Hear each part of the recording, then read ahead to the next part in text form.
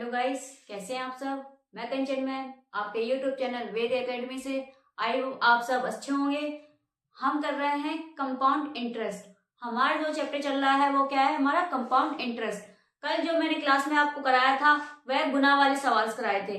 जैसे मैंने आपको बताया था, जब 2 साल की बात हो तो हम स्क्वायर कर देते हैं, जब 3 साल की बात हो और 3 इयर्स तो हम क्यूब कर देते हैं, और जो 4 साल की बात हो तो हम फोर्थ रूट कर देते हैं। ठीक है, तो अब मैं वही कंटिन्यू सवाल को कर रही हूँ आज, ताकि आपको अच्छे से समझ में आए और मैं उसी कॉन्सेप्ट पे क्वेश्चंस कराऊंगी। समझ में आ गया। चलिए बढ़ते हैं अपने क्वेश्चन की तरफ। अपना पहला सवाल देखेंगे हम। पहला सवाल हमारा क्या है, at what rate percent per annum will a sum of rupees 14,400 increase to rupees 15,876 if the interest is compounded annually।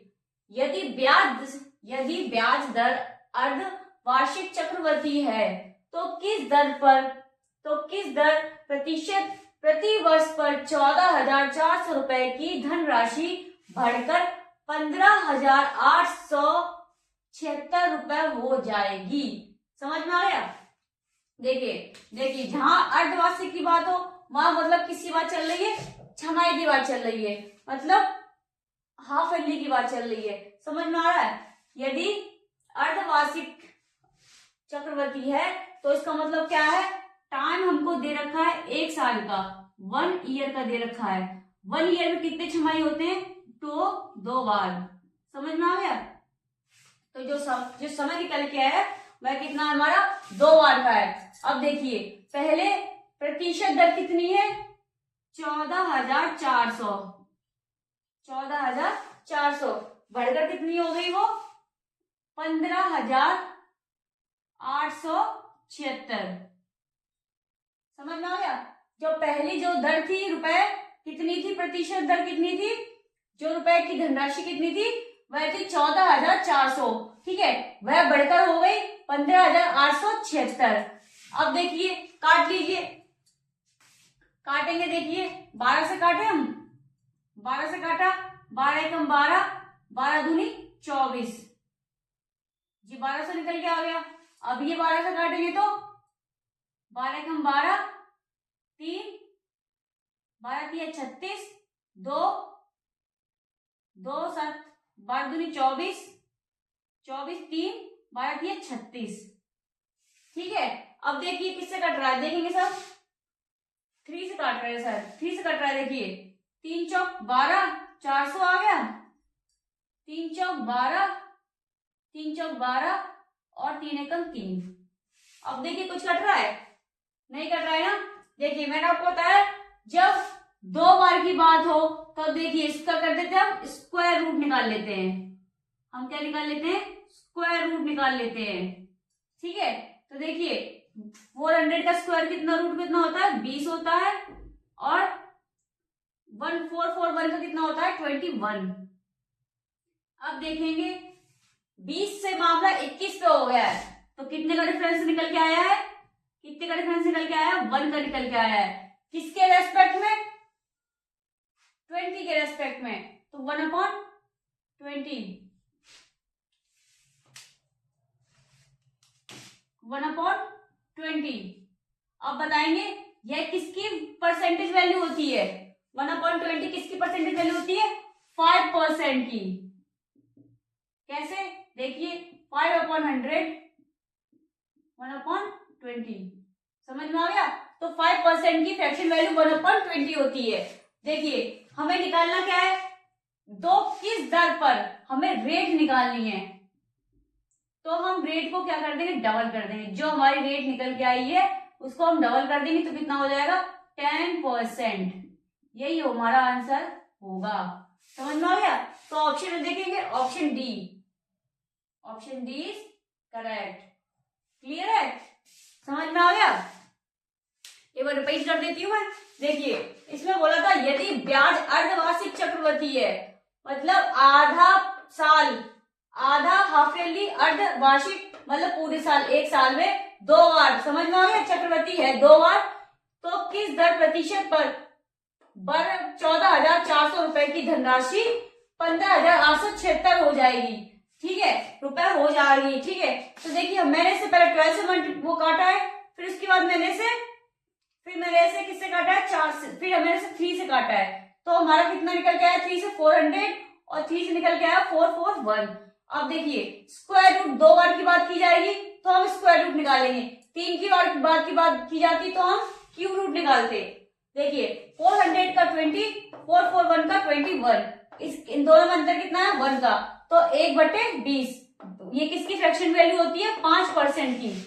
5% की फ्रैक्शन वैल्यू देखिए मैंने इधर शो कर दी है ताकि आपको समझ में आ जाए। रेट हमको निकालनी थी, रेट हमारी डबल हो जाएगी, तो 5 का 2 कितना हो गया, 10%। समझ में आ गया, तो option D is correct. Clear है, आगे बढ़े, चलिए आगे देखते हैं सवालों को।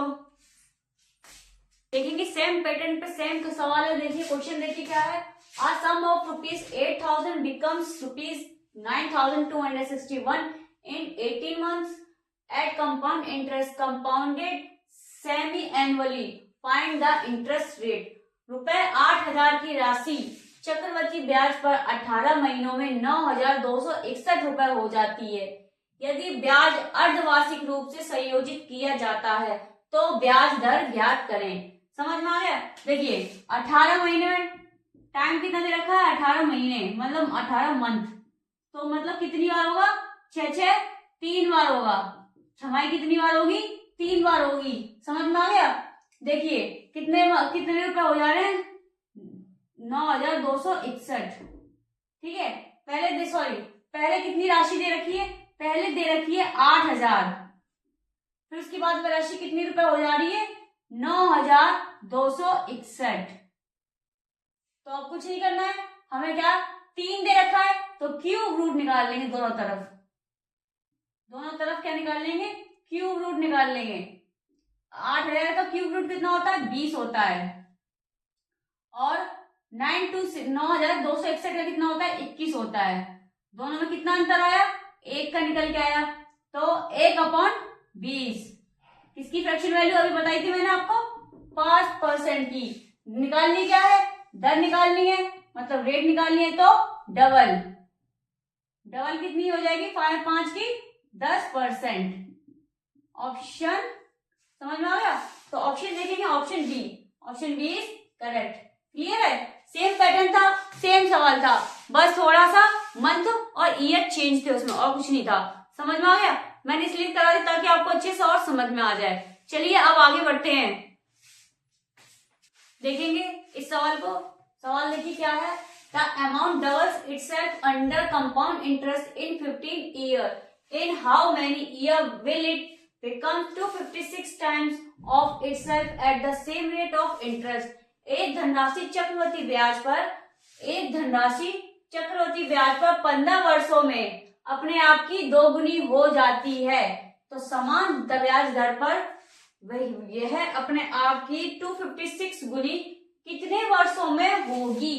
कल भी मैंने इस क्लास में जो कराए थे यह सवाल भी कराया था, कुछ याद आया आपको, सब बताएंगे, कुछ याद आया कि मैंने ये सवाल कल जो क्लास ली थी उसमें कराया था। देखिए 15 वर्षों में कितनी हो रही है, 2 गुनी हो रही है।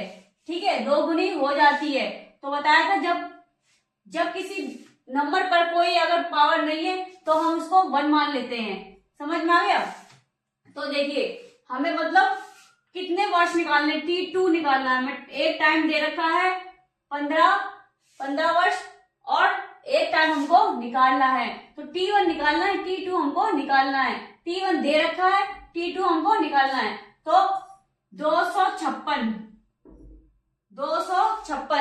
समझ में आ गया, देखिए 256 गुनी, तो ये किसका होता है क्यों, ये किसका, वो 2 की पावर कितनी आती है इसमें, 8 आती है।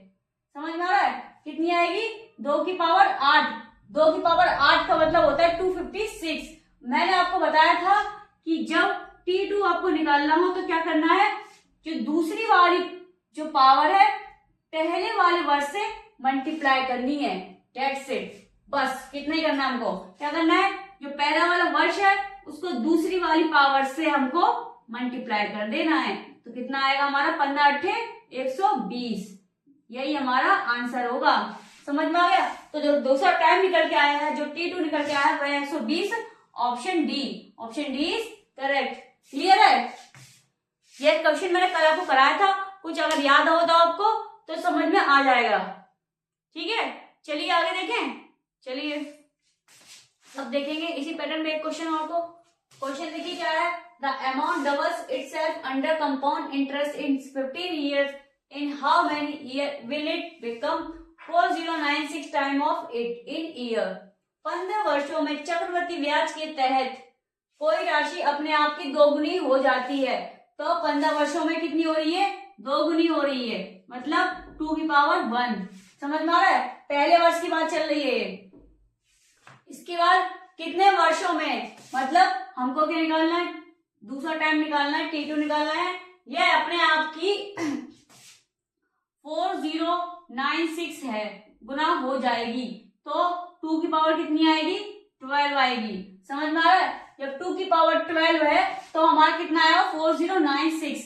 देखिए लगाइए, इससे इसका क्या कर दीजिए? मल्टीप्लाई कर दीजिए। जो दूसरा टाइम निकल के आएगा हमारा वह 15। ठीक है, तो 12 पंचे 60, 6 12 कम 12, 12 6 18। ठीक है, तो जो दूसरा टाइम निकल के वो कितना आएगा हमारा? 180। समझ में आ गया। कुछ करना नहीं है, बस दूसरी वाली पावर को पहले वाली ईयर से मल्टीप्लाई कर देना है। डेट्स इट, हमारा आंसर निकल के आ जाएगा। समझ में आया। चलिए और देखते हैं इन सवालों को, ताकि और अच्छे से समझ में आए। चलिए प्रैक्टिस के लिए और सवाल लेके आई हूं मैं। वही सवाल देखिए, क्वेश्चन वही है, बस थोड़ा डिजिट चेंज है और कुछ नहीं है। पैटर्न सेम है और कॉन्सेप्ट भी सेम है। तो देखिए क्वेश्चन क्या है। The amount doubles itself under compound interest in 15 years. In how many year will it become 2048 times of it in year. 15 वर्षों में चक्रवृद्धि ब्याज के तहत कोई राशि अपने आप की 2 गुनी हो जाती है। तो कितने वर्ष में यह अपने आप की 2048 गुना हो जाएगी। तो 15 वर्षों में कितनी हो रही है? 2 गुनी हो रही है, तो 2 की पावर 1। समझ में आ गया। ये हमारा पहला टाइम है। दूसरा टाइम हमको निकालना है, तो दूसरा टाइम कितना दे रखा है? 2048। तो कितनी होगी? 2 की पावर 11।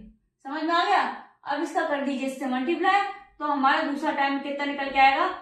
15 11। ठीक है, तो 11 पंचे 55, 5 11 5 कितने हो गए? 6। 165। ऑप्शन में देखेंगे option C is correct. Clear है। चलिए प्रैक्टिस के लिए थोड़े 2-3 क्वेश्चन और करा देती हूँ, ताकि अच्छे से और समझ में आ जाए। चलिए करते हैं अपने क्वेश्चन की तरफ बढ़ेंगे हम। क्वेश्चन देखिए क्या है। If a sum triples itself in 3 years under compound interest, then in how many year will it become 9 times। यदि कोई राशि चक्रवृद्धि ब्याज पर 3 वर्ष में 3 गुना हो जाती है, मतलब पहली जो साल दे रखी है वह 3 वर्ष दे रखी है, और कितनी दे रखी है? 3 गुना, मतलब 3 की पावर 1 मान लेंगे। ठीक है, तब वह 9 गुनी कितने वर्ष में होगी? तो 9 गुनी कितने वर्ष में होगी? 3 की पावर 2। समझ में आ गया। 3 की पावर 2, 9 का मतलब 3 की पावर 2। समझ में आ गया। कर दीजिए इसका मल्टीप्लाई। T2 निकालने के लिए क्या है? पहली दूसरी जो पावर है उसका मल्टीप्लाई पहली ईयर में कर दीजिए, तो कितना आएगा? 6 वर्ष। जो दूसरा टाइम निकल के आया वह कितना हमारा? 6 वर्ष का निकल के आ गया है। तो ऑप्शन में देखेंगे ऑप्शन डी इज करेक्ट। समझ में आ गया। क्लियर है ये वाले सवाल? ये जो गुने वाले सवाल मैंने कराया आपको, ये क्लियर हो गए। चलिए आज मैं क्लास इतनी कराऊंगी, कल मैं आपको नए कॉन्सेप्ट से फिर नए सवाल कराऊंगी। ठीक है, तो मैं आज यहाँ क्लास खत्म कर रही हूँ। अब आगे जो कल जो क्लास आएगी उसमें मैं नए कॉन्सेप्ट पे सवाल कराऊंगी और नए कॉन्सेप्ट को समझाऊंगी। चलिए आज की क्लास आपको अगर पसंद आई हो तो प्लीज लाइक कर दें, कमेंट कर दें, शेयर कर दें, सब्सक्राइब कर दें। Thank you.